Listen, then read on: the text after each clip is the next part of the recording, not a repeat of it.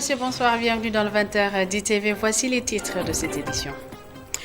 Mouvement d'humeur à l'entreprise chinoise Sino Hydro, une filiale d'amélioration du réseau de distribution d'eau potable de Dakar. Les travailleurs ont décrété 72 heures de grève renouvelable. Ils exigent entre autres une amélioration de leurs conditions de travail, plus d'égards et un meilleur traitement de la part de leurs employeurs. Dans l'actualité également, la sous-brigade du service de l'hygiène de Rufisque saisit 15 tonnes de produits impropres à la consommation. La saisie a eu lieu lors des opérations de contrôle dans le département de Rufisque. La valeur des produits est évaluée à près de 11 millions de francs CFA. Ils seront incinérés à la décharge de Mbobos.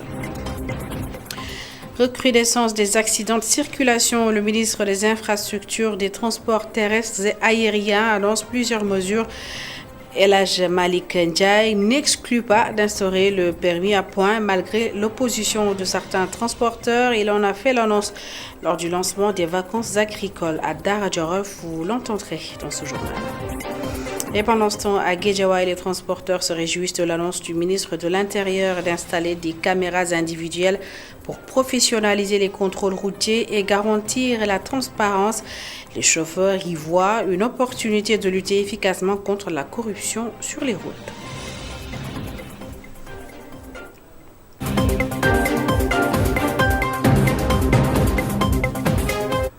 Je vous lisais dans les titres, plus rien ne va entre la société Sino Hydro, une filiale d'amélioration du réseau de distribution d'eau potable à Dakar, et ses employés. Le collectif des travailleurs de cette entreprise dénonce leurs conditions de travail, exige une régularisation de leurs collègues travailleurs, plus d'égards et un meilleur traitement de la part de leurs employeurs munis de brassards rouges. Ils ont décrété ce matin 72 heures de grève renouvelable. Aminata Kor.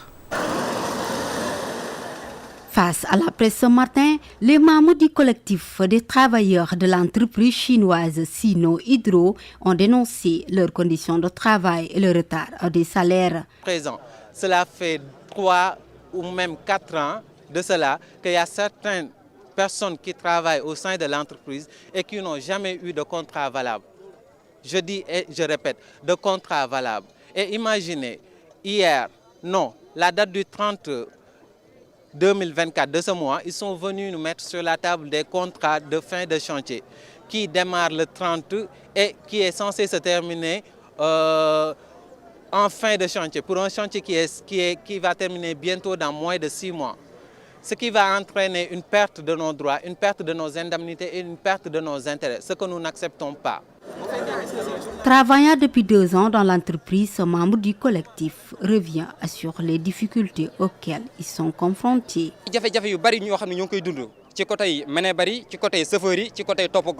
Nous vivons beaucoup de difficultés actuellement et tout est parti de notre premier contrat. Vous savez, au début, ils nous ont demandé d'aller chercher des casiers judiciaires, ce qui a été très difficile pour nous. Nous l'avons fait, mais une fois ici, certains Sénégalais qui sont les intermédiaires ont demandé au patron chinois de ne pas nous signer ces contrats. C'est là que sont parties nos difficultés.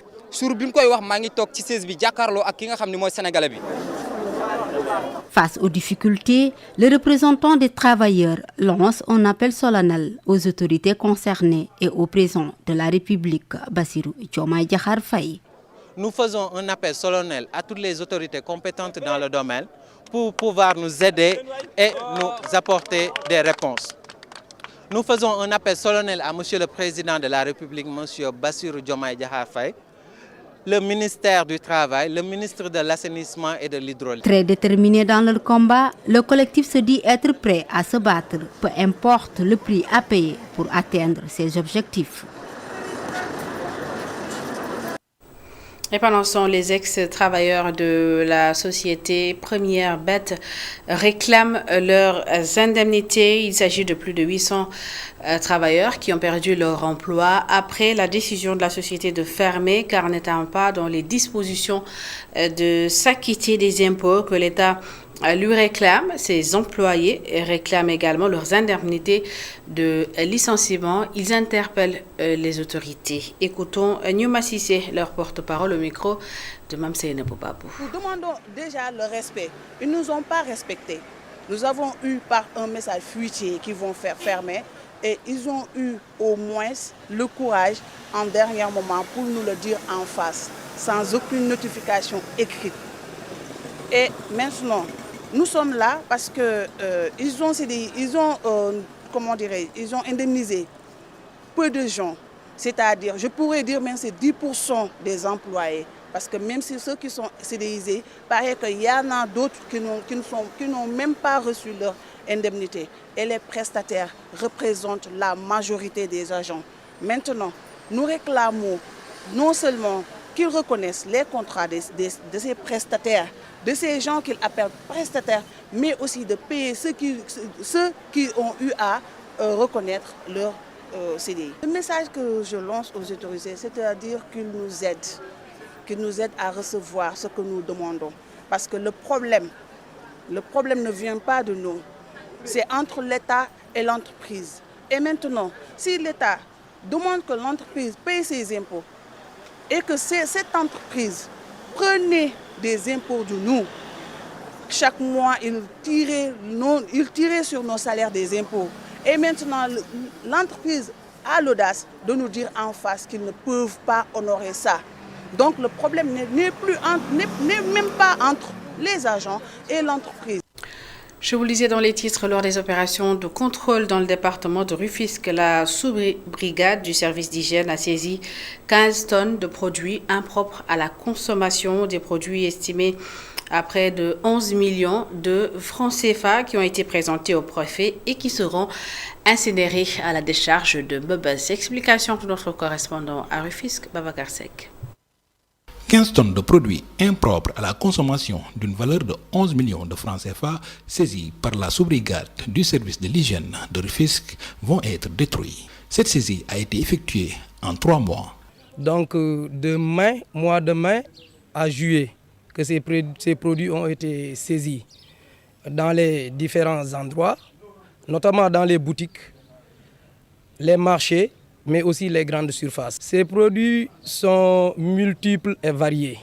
Comme vous voyez, c'est composé par des produits carnés, par des moutardes, des tomates, de la boisson, mais aussi il y a même des produits pharmaceutiques qui ont été saisis par nos vaillants agents sur toute l'étendue de notre zone d'intervention. Le préfet du département de Rufisque, à qui les produits saisis ont été présentés, encourage le service national de l'hygiène à multiplier les opérations. C'est vous dire le travail remarquable que le service d'hygiène est en train de faire dans le département de Rufisque. Nous les encourageons et nous pensons même qu'il faudrait même agrandir ce magasin pour que le service puisse encore stocker des produits. Parce que ce que nous avons vu, c'est que le magasin est un peu étroit pour pouvoir accueillir tous ces produits. C'est vous dire que c'est un important travail qui est effectué par ce service et je les engage à continuer parce que nous avons besoin de cela. La prochaine sortie du service de l'hygiène sera consacrée à une opération de saupoudrage dans le cadre de la lutte contre le paludisme. Des caméras individuelles pour professionnaliser les contrôles routiers et garantir la transparence. L'annonce du ministre de l'Intérieur, Jean-Baptiste Tine, est accueillie avec enthousiasme par les chauffeurs de taxi de Amossi. C'est à Guédiawaye. Les chauffeurs y voient une belle opportunité de lutter contre la corruption sur les routes. Mamadou Lamine Fati et Cheikh Magat Bay sont allés à leur rencontre. Au garage des taxis clando de Amossi à Guédiawaye, où de nombreux quartiers et départements sont desservis par ces voitures. Ce chauffeur est en phase avec le ministre de l'Intérieur concernant l'équipement des policiers de caméras. Mais ça, c'est une bonne chose. Il y a beaucoup de choses qui se passent sur la route. Il y a certains chauffeurs qui font du n'importe quoi. C'est la même chose du côté des policiers. Si le ministre de l'Intérieur prend la décision de mettre des caméras pour que le travail puisse se faire normalement, c'est une bonne chose. On prie pour lui. Si le policier a une caméra avec lui, supervisée par ses supérieurs, il y a beaucoup de choses qui seront claires. Dans la même localité, ces deux chauffeurs de taxi clando que nous avons rencontrés applaudissent la décision du général Tine. C'est une décision qui est venue à son heure. On est très fatigué sur la route. Matin et soir, on nous demande 1000 francs. Même si tu payes, c'est comme si tu n'avais rien donné. Ils ne regardent plus si tu as des papiers en norme ou pas. Pour que le travail puisse se faire dans la transparence et permettre à chacun de s'en sortir dans les normes. Si vous travaillez quelque part, tu as besoin de transparence, tu as besoin qu'on te contrôle, mais que tout cela puisse se faire dans les normes. Équiper les agents de caméras de surveillance est une bonne chose. Pour ce conducteur, ce sera l'occasion pour que tout soit clair entre chauffeurs et policiers. Moi, je pense que c'est une bonne idée pour clarifier les relations entre les policiers et les chauffeurs. On avait l'habitude d'avoir des problèmes entre les policiers. Aujourd'hui, avec le dispositif de caméra, ça peut permettre de savoir qui a raison entre le policier et le chauffeur. Ils nous brimaient sur la route. Et tout cela, avec ces caméras, ça peut faire la lumière. Et si quelqu'un a tort, on saura si c'est le policier ou le chauffeur. Le fautif sera sanctionné.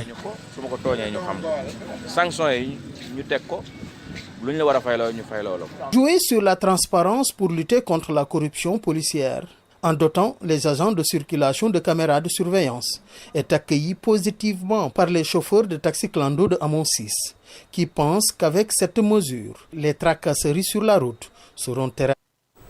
Et puis le ministre des Infrastructures, des Transports terrestres et aériens annonce une série de mesures pour faire face à la recrudescence des accidents de circulation. El Malick Ndiaye estime que l'instauration du permis à points est une bonne option. Le ministre des Transports procédait au lancement des vacances agricoles à Dara. Je propose de l'écouter au micro de Nala Diop et Serine Thiam. Ça émane de plusieurs facteurs. Que ce soit l'infrastructure, que ce soit le matériel roulant, le véhicule, la charrette ou tout simplement les motocycles, mais aussi le facteur humain. Le facteur humain, c'est à la fois le chauffeur, le client, mais aussi le contrôle routier. Donc, comme le ministre de l'Intérieur l'a si bien précisé, et nous sommes en train de travailler d'arrache-pied sur tous ces points-là afin de pouvoir juguler cette équation, ce fléau, je dirais. Dès ce jeudi, nous allons organiser déjà une réunion interministérielle sur la sécurité routière et des mesures fortes seront prises. Et les Sénégalais verront que nous sommes là, en tout cas pour les Sénégalais, mais nous sommes là pour solutionner tous ces problèmes-là, particulièrement ce grand fléau qui est en train de décimer énormément de familles dans ce pays. À Guédiawaye, le collectif des attributaires du site de Ndiarème Limamoulaye sur le littoral dénonce une spoliation de leurs terres après plusieurs actions infructueuses et des actions pacifiques. Les membres de ce collectif expriment leur frustration et demandent une intervention urgente des autorités pour les rétablir dans leurs droits.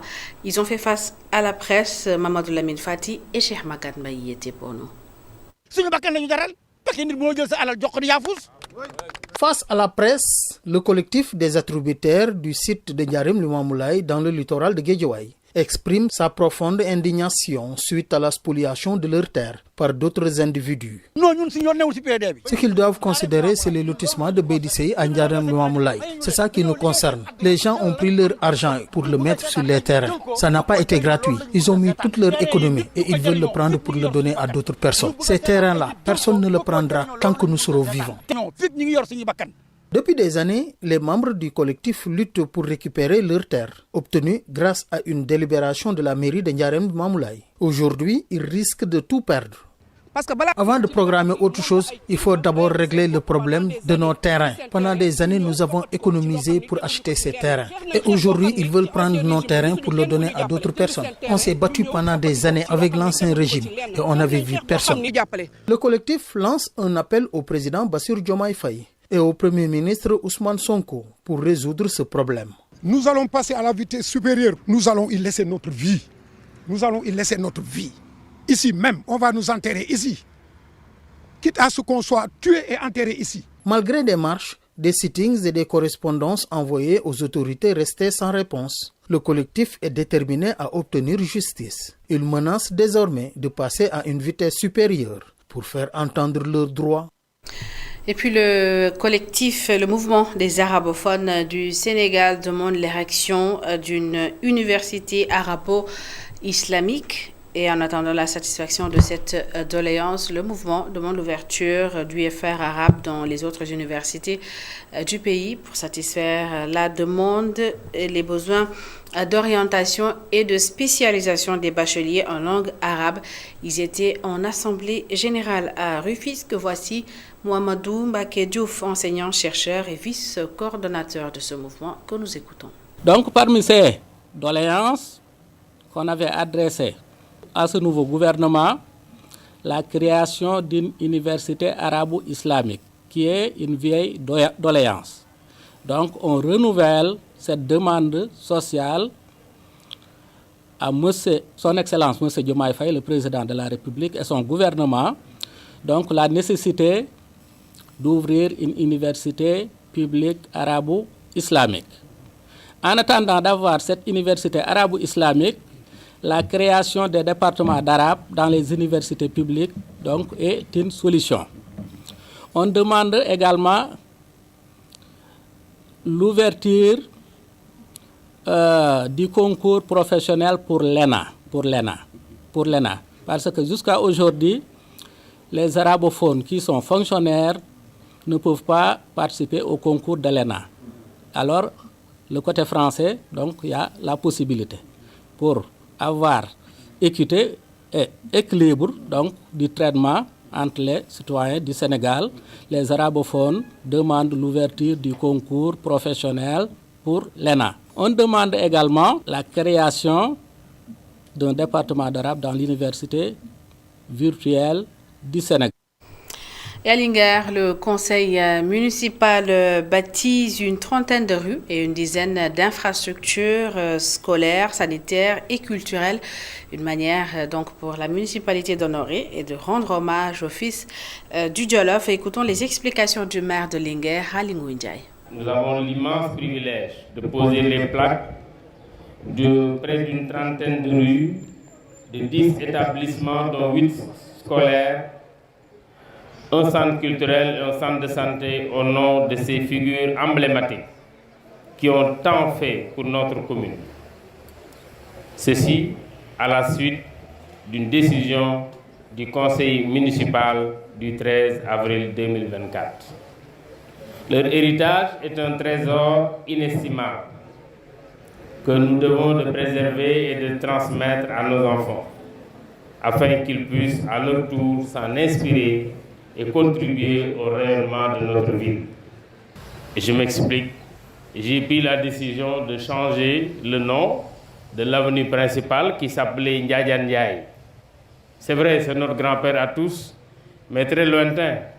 J'ai préféré Bouna Albouri, que nous connaissons peut-être beaucoup plus, qui est plus proche de nous, pour lui donner ce nom de l'avenue qui sépare Linguer en deux. En choisissant ces 40 et quelques personnalités, on en a certainement laissé d'autres. Mais je voudrais dire à leurs familles, je voudrais dire à leurs parents que d'autres édifices sont encore à Linguer, d'autres rues sont encore à Linguer, et nous avons pris note de toutes les observations qui nous ont été faites depuis lors, et nous allons très certainement corriger cela. Je voulais vous rassurer sur ça. En sport, le championnat de cyclisme de la Ligue de Dakar s'est déroulé sur la VDN3, sur l'axe Malika-Tivavone-Peul, sur un tracé en boucle de 60 km. Le club Blaze a dominé la compétition. Les dirigeants de la Ligue de Dakar en ont profité pour demander le soutien des autorités pour redonner au vélo son éclat. Charles Insa Abadian, président de la Ligue de Dakar, que je vous propose d'écouter. C'est une course qui a vu l'avènement, presque un raz-de-marée du point de vue victoire du club de Laze. Parce qu'il y avait 3 clubs de Dakar en compétition. Le club Vélo Passion, le club Laze Vélo et le club Jussi de Mbao. Voilà. Alors vous savez que le vélo au Sénégal a perdu un peu de son lustre d'antan. Parce qu'il y a quand même quelques décennies, le Sénégal était en pole position sur le plan du cyclisme en Afrique, surtout occidentale. Et depuis, pour des raisons diverses, qu'il serait vraiment très difficile ou bien même très, très long de parler, le vélo, le cyclisme au Sénégal a un peu baissé, a même beaucoup baissé. De telle sorte qu'actuellement en Afrique, on est quand même assez loin des nations de tête. Et donc il y a beaucoup de travail à faire, de travail de fond, à tout point de vue d'ailleurs, pour redonner au vélo son éclat d'antan. Jeux olympiques de Paris 2024, Cheikh Tidiane Diouf se qualifie en demi-finale du 400 mètres. Il a terminé deuxième de sa course de repêchage avec un chrono de 45 secondes 3 centièmes. Ce chrono, qui est désormais son nouveau record personnel, lui permet de se qualifier en demi du 400. Il bénéficie de la règle selon laquelle, à côté du premier de chaque série de repêchage, les deux meilleurs du temps suivants se qualifient. Les demi-finales du 400 sont prévues demain mardi et Cheikh Tidiane Diouf est le deuxième Sénégalais qualifié en demi-finale en athlétisme après Louis-François Mendy en 110 mètres et il sera en piste mercredi prochain. Et c'est la fin de cette édition. Merci à toutes et à tous de l'avoir suivi. Merci de votre fidélité. L'information continue sur remedia.sn. Tout de suite, la suite de RSA.